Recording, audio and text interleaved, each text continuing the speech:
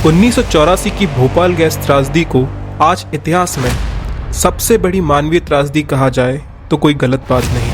मध्य प्रदेश की राजधानी में यूनियन कार्बाइड फैक्ट्री से निकली गैस का जिक्र करते ही लोग आज भी उसी खौफनाक दौर में पहुंच जाते हैं जब 38 साल पहले लोग बेमौत मरने पर मजबूर हो गए, या यूं कहें कि मौत के कुएं में धकेल दिए गए।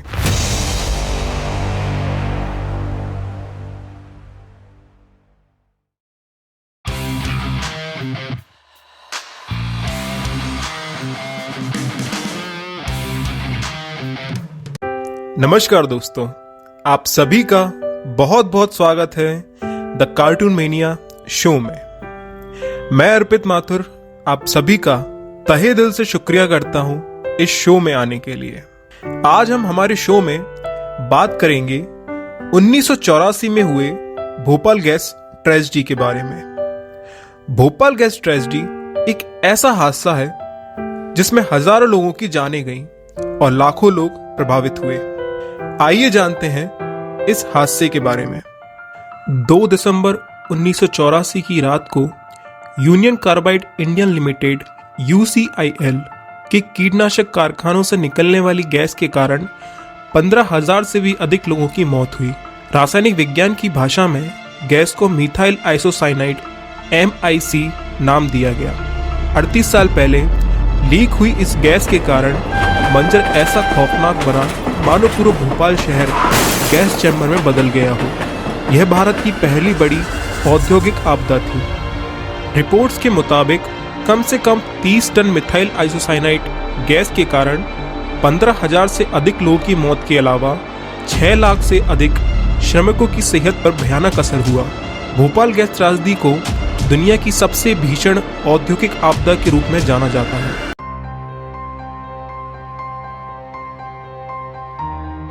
यूनियन कार्बाइड इंडिया के भोपाल प्लांट में मिथाइल आइसोसाइनाइड MIC स्टोर करने के लिए 68,000 लीटर क्षमता वाले 3 भंडारण टैंक थे। इनके नंबर E6110, E611 और E619 थे। त्रासदी से महीनों पहले MIC उत्पादन प्रगति पर था और टैंकों में भरा जा रहा था। किसी भी टैंक को उसकी क्षमता के 50% से अधिक भरने की अनुमति नहीं थी। नियम के मुताबिक हर टैंक में 30 टन से ज्यादा लिक्विड MIC नहीं भरा जा सकता था, लेकिन इस टैंक में 42 टन MIC भरा हुआ था। इसी विफलता के कारण यूनियन कार्बाइड भोपाल में मिथाइल आइसोसाइनाइड का उत्पादन बंद करने पर मजबूर हो गई। रखरखाव के लिए संयंत्र को आंशिक रूप से बंद कर दिया गया। 1 दिसंबर को खराब टैंक को फिर से चालू करने का प्रयास भी किया गया, लेकिन प्रयास विफल रहा। लेकिन तब तक संयंत्रों की अधिकांश मिथाइल आइसोसाइनाइड संबंधी सुरक्षा प्रणालियां खराब हो चुकी थीं। रिपोर्ट के मुताबिक 2 दिसंबर की शाम तक पानी खराब टैंक में घुस गया था, जिसके कारण केमिकल रिएक्शन हुआ।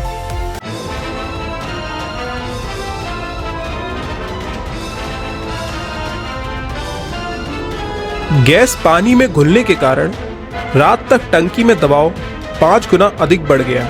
आधी रात तक MIC गैस वाले क्षेत्र में रहने वाले मजदूरों को MIC गैस का असर महसूस होने लगा। टैंक में रासायनिक प्रतिक्रिया गंभीर स्थिति में पहुंच चुकी थी। लगभग 30 टन MIC 1 घंटे के भीतर वातावरण में फैल चुका था। अधिकांश भोपाल निवासियों को गैस के संपर्क में आने से ही गैस रिसाव के बारे में पता चला।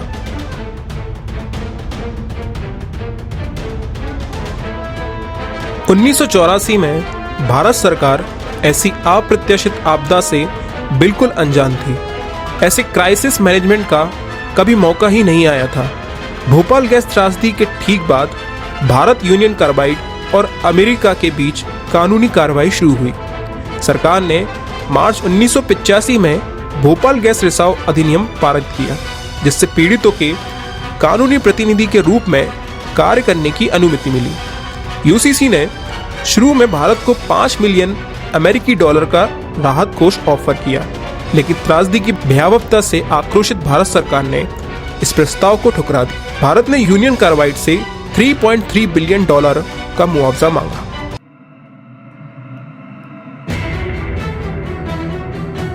डॉक्टरों को घटना के उचित उपचारों के तरीकों की जानकारी नहीं थी। मिथाइल आइसोसाइनाइड गैस के रिसाव के कारण 15,000 से अधिक लोग मारे गए, लाखों लोग प्रभावित हुए। मेडिकल की भाषा में स्टिल बर्थ में 300%, जबकि नवजात मृत्यु दर 200% की वृद्धि हुई। गैस रिसाव से पेड़ और जानवर भी प्रभावित हुए। कुछ ही दिनों में आसपास के इलाके के पेड़ बंजर हो गए।